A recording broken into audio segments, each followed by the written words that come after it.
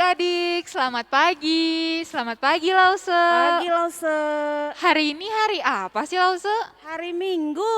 Oh iya, kalau hari Minggu itu berarti harinya Tuhan bukan sih Lause? Iya dong. Wah, kita bersyukur ya adik-adik hari ini kita masih bisa ibadah meskipun masih di rumah aja. Yuk kita siapin hati kita untuk memuji Tuhan pada hari ini. Tapi sebelumnya lipat tangannya dan tutup matanya ya adik-adik. Tuhan Yesus, terima kasih atas berkat-Mu hari ini. Kami sebentar mau memuliakan nama-Mu, mendengarkan firman-Mu. Kiranya Engkau membimbing setiap kami, hadir di hati kami agar sungguh-sungguh. Dalam nama Tuhan Yesus, haleluya, amin.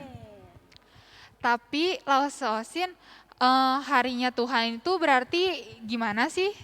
Iya, kalau harinya Tuhan itu bukan hanya hari Minggu Lause, tapi semua hari adalah harinya Tuhan. Nah, kalau harinya Tuhan itu kita harus ngapain? Ya, kalau hari Minggu kan harinya Tuhan tuh, kita harus beribadah, harus memuji Tuhan dan mendengarkan firman Tuhan. Iya Lause. Gimana kalau kita menyanyikan lagu hari ini harinya Tuhan dan semua hari adalah harinya Tuhan? Oke. Ya, adik-adik kita bangkit berdiri. Sambil tepuk tangan.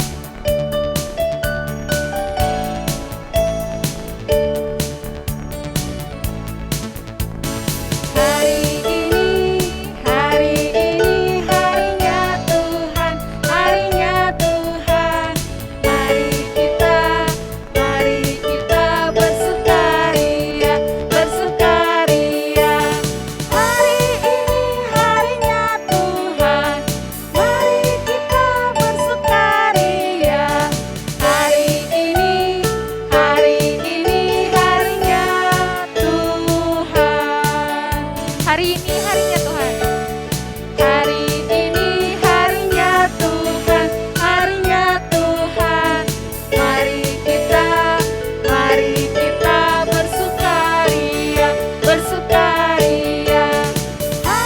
ini harinya Tuhan, mari kita bersukaria.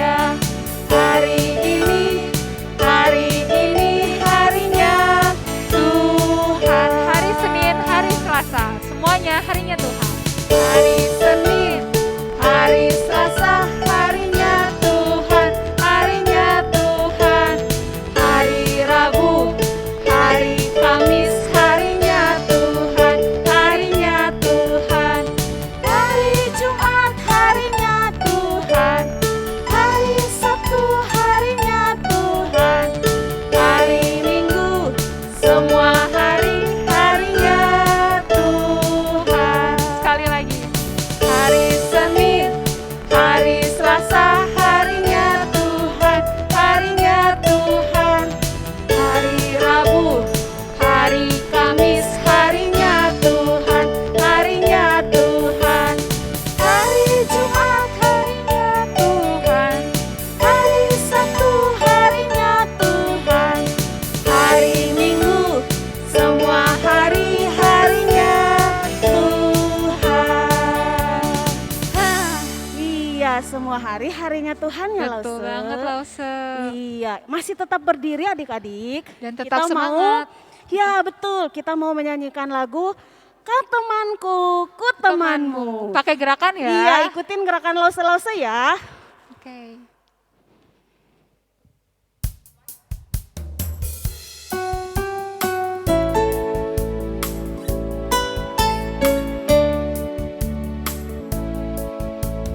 Kau temanku, ku temanmu, kita selalu bersama. Seperti mentega dengan roti. Kau temanku. Kau temanku, ku temanmu, kita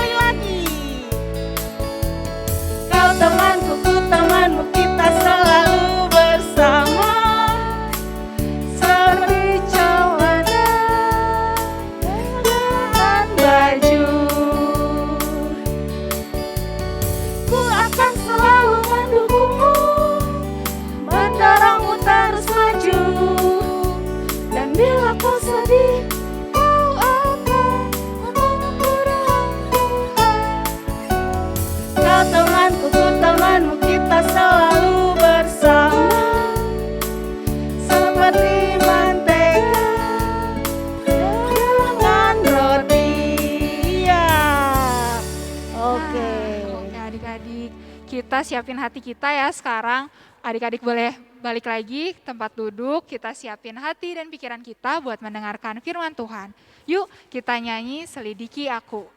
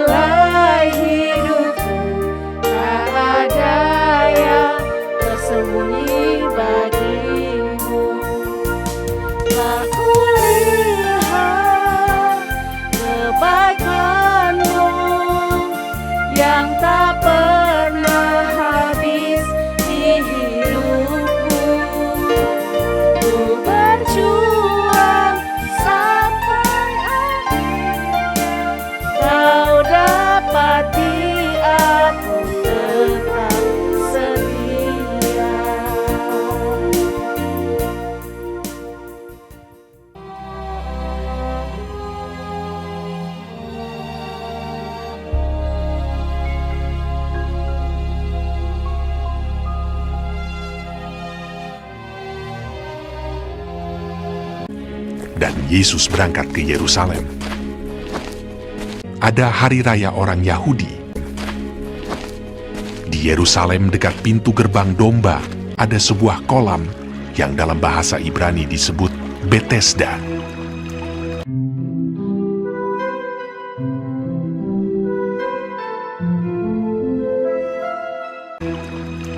Ada 5 serambinya,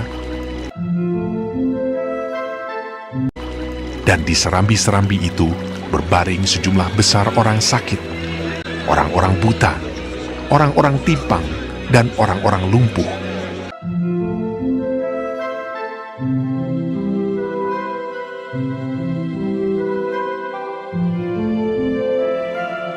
Yang menantikan goncangan air kolam itu.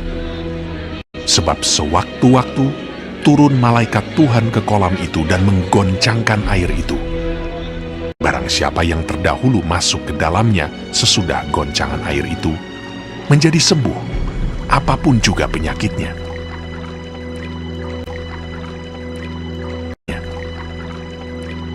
Di situ ada seorang yang sudah 38 tahun lamanya sakit.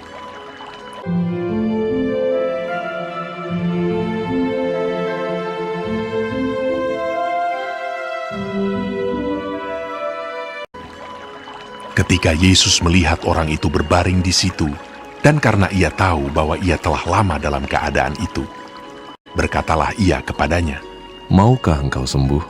Jawab orang sakit itu kepadanya, "Tuhan, tidak ada orang yang menurunkan aku ke dalam kolam itu apabila airnya mulai goncang. Dan sementara aku menuju ke kolam itu, orang lain sudah turun mendahului aku." Kata Yesus kepadanya, "Bangunlah, angkatlah tilammu dan berjalanlah."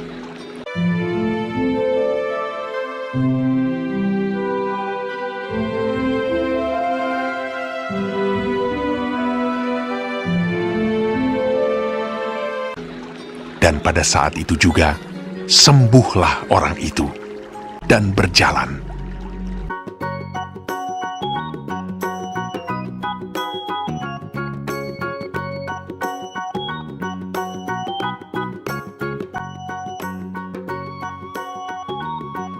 Lalu ia mengangkat tilamnya, tetapi hari itu hari Sabat. Karena itu orang-orang Yahudi berkata kepada orang yang baru sembuh itu, Hari ini hari Sabat, dan tidak boleh engkau memikul tilammu. Siapakah orang itu yang berkata kepadamu, angkatlah tilammu dan berjalanlah? akan tetapi ia menjawab mereka, Orang yang telah menyembuhkan aku, dia yang mengatakan kepadaku, angkatlah tilammu dan berjalanlah. Tetapi orang yang baru sembuh itu tidak tahu siapa orang itu, sebab Yesus telah menghilang ke tengah-tengah orang banyak di tempat itu. Kemudian Yesus bertemu dengan dia dalam bait Allah, lalu berkata kepadanya, Engkau telah sembuh. Jangan berbuat dosa lagi, supaya padamu jangan terjadi yang lebih buruk. Orang itu keluar, lalu menceritakan kepada orang-orang Yahudi bahwa Yesuslah yang telah menyembuhkan dia.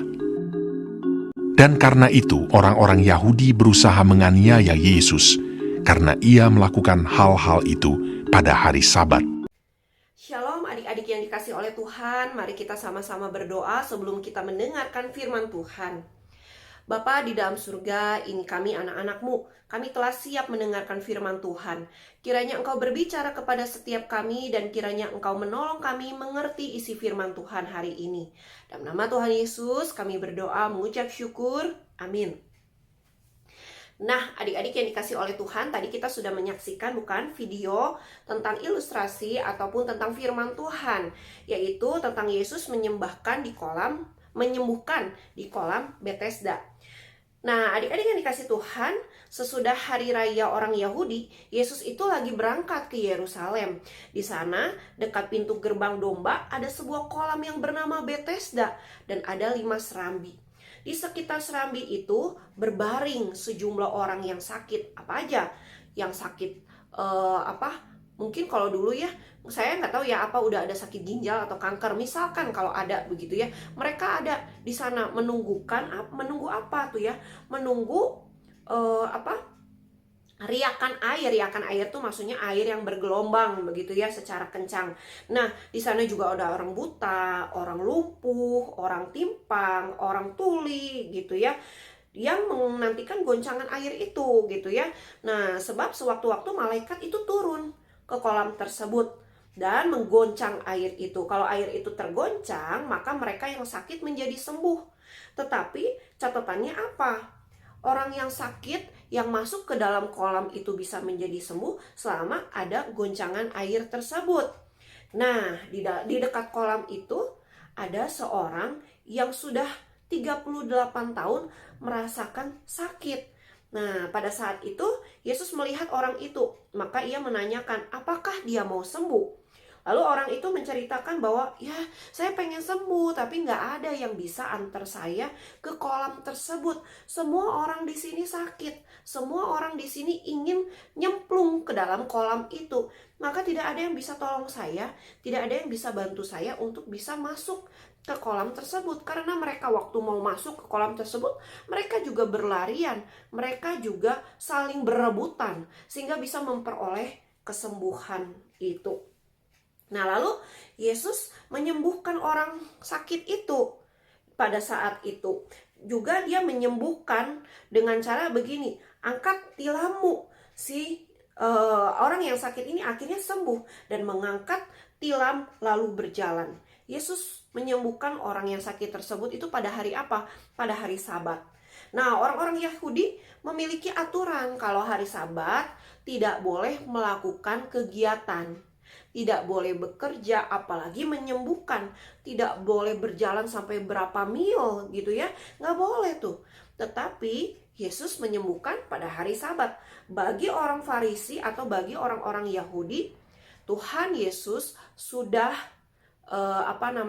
sudah melanggar aturan dari orang-orang Yahudi pada saat itu atau ajaran orang-orang Farisi pada saat itu. Akhirnya eh, orang yang sembuh itu, orang yang tadi sakit disembuhkan itu ditegur oleh beberapa orang Yahudi. Tapi si orang yang sakit ini menjelaskan bahwa orang yang sudah menyembuhkan dialah yang menyuruhnya untuk mengangkat tilam dan berjalan. Nah, kalau orang yang pada hari Sabat, orang yang sakit ini juga ya kalau sembuh misalnya ya tidak boleh angkat tilam dan ya tidak boleh melakukan pekerjaan lah pokoknya gitu ya. Jadi ditegur nih ceritanya sama orang-orang Yahudi yang ada di sana. Lalu Yesus tahu dan Yesus bertemu dengan orang yang disembuhkan itu di dalam bait Allah. Dan Yesus menyampaikan agar dia tidak berdosa lagi, tidak berbuat dosa lagi kepada orang yang sakit tadi yang sudah sembuh. Sehingga tidak terjadi hal yang lebih buruk dari sakitnya yang sudah disembuhkan itu. Jadi kita bisa mengambil kesimpulan bahwa orang yang sakit ini sakit karena melakukan dosa, dihukum begitu ya. Lalu Yesus sembuhkan. Nah, orang yang disembuhkan itu akhirnya keluar dan menyampaikan kepada orang banyak bahwa yang menyembuhkan dirinya adalah Yesus. Namun orang banyak mau menganiaya Yesus. Mereka nggak suka Yesus menyembuhkan orang yang sakit tersebut. Karena dia sudah menyembuhkan orang yang sakit, maka orang-orang Yahudi, bahkan orang-orang yang ahli-ahli Taurat, orang Farisi, orang Saduki, mereka marah kepada Yesus. Karena buat mereka udah salah nih Yesus menyembuhkan di hari Sabat. Lalu apa hebatnya Tuhan Yesus? Sok-sok hebat nih Tuhan Yesus menyembuhkan orang yang sakit. Maka mereka marah. Ya, nah Yesus menjawab orang banyak bahwa Allah saja bekerja sampai sekarang di hari Sabat. Begitu juga seharusnya Yesus tetap bekerja menjalankan misinya di dalam dunia ini. Nah, mendengar perkataan itu, maka orang-orang Yahudi lebih berusaha lagi untuk membunuh Yesus. Karena mereka tidak senang mendengar bahwa Yesus mengatakan Allah adalah Bapaknya Tuhan Yesus. Sebab bagi mereka perkataan itu adalah sama saja menyamakan diri Yesus dengan Allah. Dan mereka tidak mengakui sama sekali bahwa Yesus adalah Allah atau anak Allah. Nah, mereka bisa protes, mereka marah dengan hal itu. Nah, saudara, tetapi kita lihat ya, bahwa hari Sabat adalah hari di mana bangsa Yahudi beristirahat dan datang beribadah kepada Tuhan. Mereka memiliki aturan untuk tidak boleh melakukan kegiatannya sehari-hari, tidak boleh bekerja, tidak boleh berjalan jauh, dan jika mereka melanggar, maka para ahli Taurat dapat menghukum orang tersebut. Perbuatan menyembuhkan itu merupakan kegiatan yang dilarang oleh orang Yahudi sebab dilakukan pada hari Sabat. Nah, itu yang terjadi. Maka mereka marah, mereka mencari cara bagaimanapun caranya untuk menghukum Tuhan Yesus. Tetapi Tuhan Yesus takut? Tidak. Dia tidak takut. Dia tahu hari Sabat tidak boleh melakukan segala sesuatu. Ya, dia takut. Dia tahu begitu ya, tetapi tidak takut. Tapi dia sedang berjuang memperbaharui bahwa hari Sabat dia harus melakukan visi misi Allah di dalam kehidupannya. Dan dia ajarkan kepada orang-orang Yahudi agar mereka mengerti yang dimaksud hari Sabat itu apa. Esensi hari Sabat itu apa? Saya tuh harus ngapain? Apakah hanya cuman beribadah? Ya tidak selalu hanya cuman beribadah. Tetapi dia harus melakukan, mereka harus melakukan pelayanan dan lain sebagainya. Mereka boleh melakukan berbagai kegiatan, tetapi ingat, yang utama di hari Sabat adalah beribadah kepada Tuhan. Nah, adik-adik, para ahli Taurat tidak menerima Yesus sebagai anak Allah. Bagi mereka Yesus sama saja dengan manusia biasa dan disebut sebagai anak tukang kayu. Coba bayangkan ya, kalau Yesus lahir di kerajaan, mereka akan mengagung-agungkan bahwa Yesus benar anak Allah, dia adalah raja. Mereka bisa menyembah raja loh adik-adik ya pada zaman dulu ya. Karena mereka mudah terpengaruh nih bangsa Yahudi ini, terpengaruh oleh budaya-budaya dari bangsa lain yang membuat mereka akhirnya bisa saja menyembah raja walaupun itu salah. Tetapi yang penting mereka bisa hidup enak, bisa dipuji oleh pemerintah bangsa Romawi, maka mereka bisa lakukan berbagai macam hal. Maka waktu Yesus mengaku dia adalah anak Allah, mereka menolak, mereka mencibir, mereka menghina. Bahkan mereka tidak mau mengakui bahwa Yesus adalah anak Allah. Nah, lalu Yesus mengatakan hal penting kepada orang yang sakit. Yesus mengatakan bahwa orang yang sakit ini tidak boleh berbuat dosa lagi. Maka dengan jelas bahwa orang tersebut sakit bukan sakit dari dulu, dari masa baiknya atau dari kecilnya, tidak. Tetapi sakit karena hukuman akibat dosa yang ia lakukan. Konsekuensi dosa. Artinya apa? Adik-adik jangan main-main dalam dosa ya. Kita harus berjuang hidup benar di dalam Tuhan. Mari kita lakukan segala firman Tuhan. Jangan berbuat dosa. Mari kita berjuang, tidak melakukan kesalahan di hadapan Tuhan.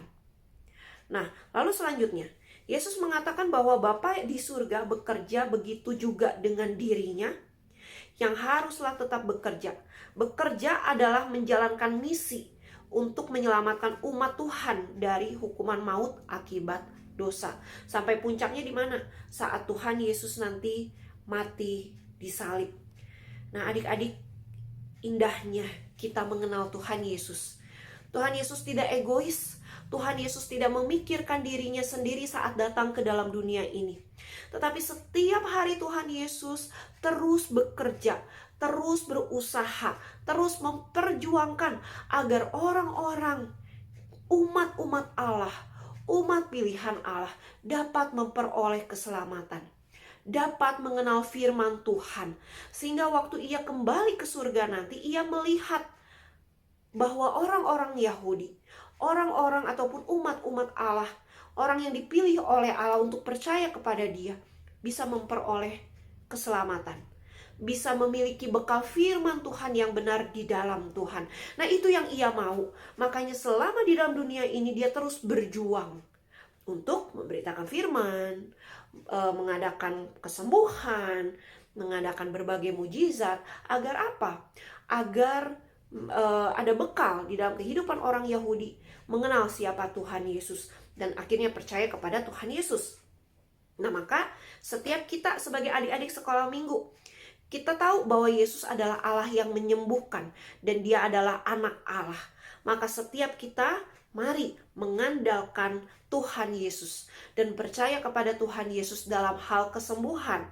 Nah, adik-adik, kalau ada yang sakit, apalagi di dalam masa pandemi ini, mungkin di antara kita ada yang sakit lemah tubuh, mungkin di antara kita ada yang kena COVID, ataupun orang tua kita, ama akong kita kena COVID.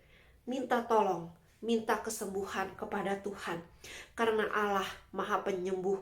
Kita percaya bahwa Tuhan Yesus bisa menyembuhkan. Nah, lalu kesembuhan bukan hanya secara fisik, ya, bukan hanya agar tubuh sehat, tubuh kuat, bukan hanya itu, tetapi juga kesembuhan secara rohani. Artinya apa? Bagi adik-adik sekalian yang masih berkubang di dalam dosa, yang melakukan kesalahan-kesalahan di hadapan Tuhan, yang tidak mau taat kepada Tuhan, yang malas-malasan belajar mungkin, yang suka menyontek mungkin, yang suka membantah perintah orang tua mungkin, yang suka berbohong, yang suka mencuri, yang suka berantem, yang suka berkata-kata kasar, yang suka berpikiran-pikiran yang tidak baik, mari minta ampun kepada Tuhan, minta tolong kepada Tuhan, agar Tuhan memampukan kita untuk dapat sungguh-sungguh berjalan di dalam jalan Tuhan. Mari jangan ragu, mari jangan takut, karena ada Tuhan akan menolong kita. Dan percaya, yakin, Tuhan pasti menolong dan memampukan kita untuk menghadapi kehidupan ini, untuk memperoleh kesembuhan. Nah, adik-adik, jangan cuman kita mau Tuhan kasih saya kesembuhan, baik secara fisik maupun secara rohani. Tetapi Tuhan mau kita selalu mengandalkan Dia. Tuhan mau kita selalu percaya kepadanya. Percaya artinya kita benar-benar sungguh yakin bahwa Tuhan Yesus adalah Allah, Juru Selamat kita yang dapat menolong kita, yang dapat menyembuhkan kita.